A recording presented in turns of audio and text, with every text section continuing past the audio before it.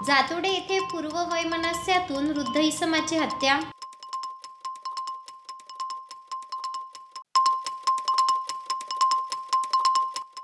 AI आणि तंत्रज्ञान क्रांतीचे नेतृत्व महाराष्ट्र करेल, मुख्यमंत्री देवेंद्र फडणवीस यांचे प्रतिपादन।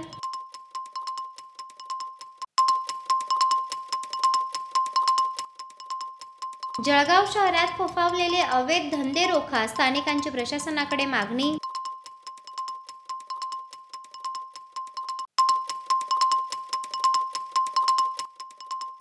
आणि धुळे शहरात कृषी तंत्रज्ञान सप्ताह व किसान सन्मान समारोहाचे आयोजन। शिंदखेडा तालुक्यातील जातोडे येथील रहिवासी सलीम गुलाब नबी पटेल यांना शेतरस्त्यावर एकट्या गाठीत काहींनी पूर्ववैमनस्यातून अपहरण करीत मारहाण करून जबर जखमी केले होते। मारहाणीत सलीम पटेल यांचा मृत्यू झाला असून संबंधितांनी मृतदेह परिसरातील एका पडीक शेतातील विहिरीत टाकून दिला होता। या प्रकरणी बेपत्ता इसमाचा शोध घेतला असता हत्या प्रकरण उघडकीस आले आहे। या प्रकरणी शकील गुलाब नबी पटेल यांच्या फिर्यादीवरून जुबेर मियालाल पटेल व इतर सहकारी यांच्या विरुद्ध खुनाचा गुन्हा दाखल करण्यात आला आहे।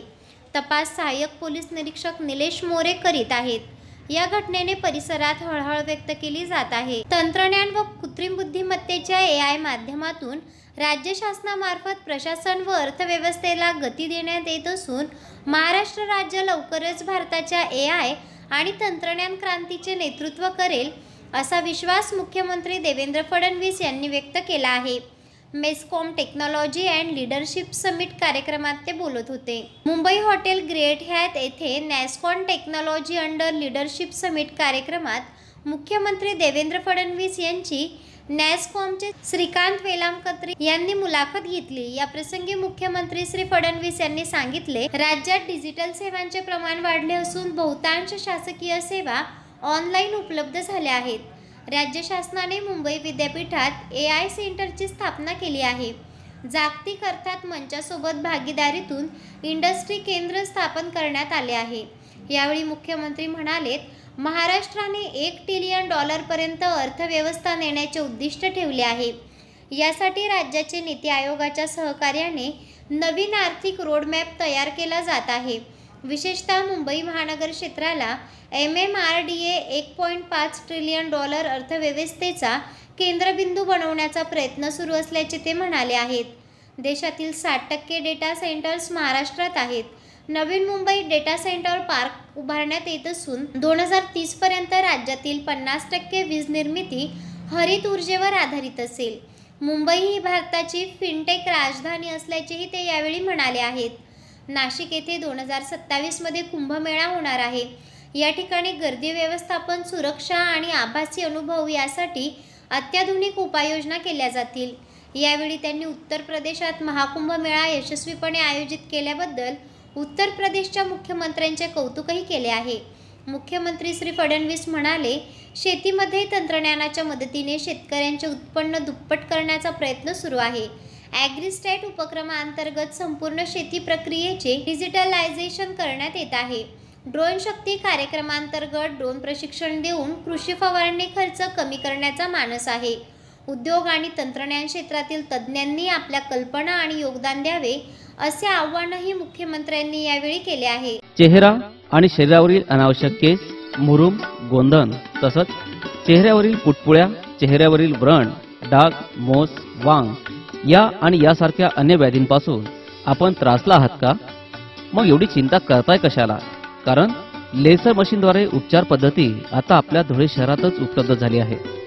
गोंधन काढण्यासाठी अत्याधुनिक QC लेसर मशीन, आपल्या चेहऱ्यावरील तसेच त्वचेवरील विविध समस्यांच्या निवारणासाठी धुळे जिल्ह्यातील प्रख्यात त्वचारोग तज्ञ डॉक्टर भूषण चौधरी यांचं चौधरी त्वचारोग क्लिनिक, गली नंबर 4, पाट बाजार, धुळे।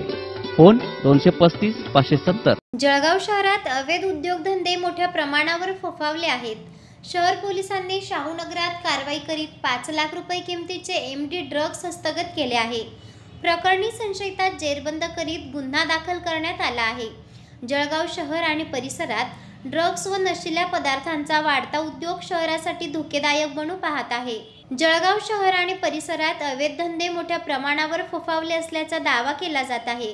स्थानिक पोलिसांनी शहरातील शाहूनगर परिसरात छापेमारी करीत 5 लाख रुपये किमतीचे 53 gram map and drone MD drugs जप्त केले आहेत। सरफराज जावेद बिस्ती याच्या विरुद्ध या प्रकरणी गुन्हा दाखल करीत जेरबंद करण्यात आले आहे।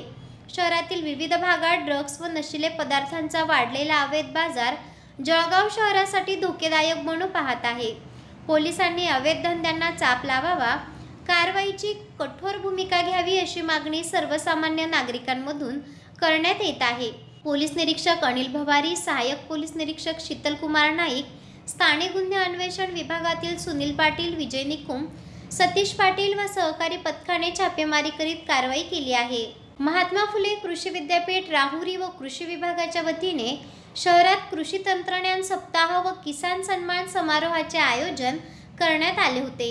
आयोजित कार्यक्रमातून शेतकऱ्यांना पीक पद्धतीबाबत तज्ज्ञांनी मार्गदर्शन केले आहे। धुळे शहरातील कृषी विज्ञान केंद्र धुळे येथे महात्मा फुले कृषी विद्यापीठ राहुरी आणि कृषी विभाग जिल्हा परिषद धुळे व आत्मा यांच्या संयुक्त विद्यमाने कृषी तंत्रज्ञान सप्ताह व किसान सन्मान समारंभाचे आयोजन करण्यात आले होते।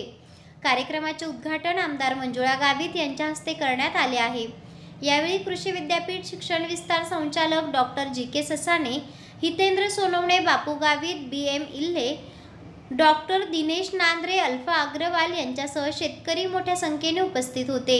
आयोजित कार्यक्रमात पीक पद्धतीबाबत व नवनवीन तंत्रज्ञानाबाबत तज्ज्ञांनी उपस्थित शेतकऱ्यांना मार्गदर्शन केले आहे।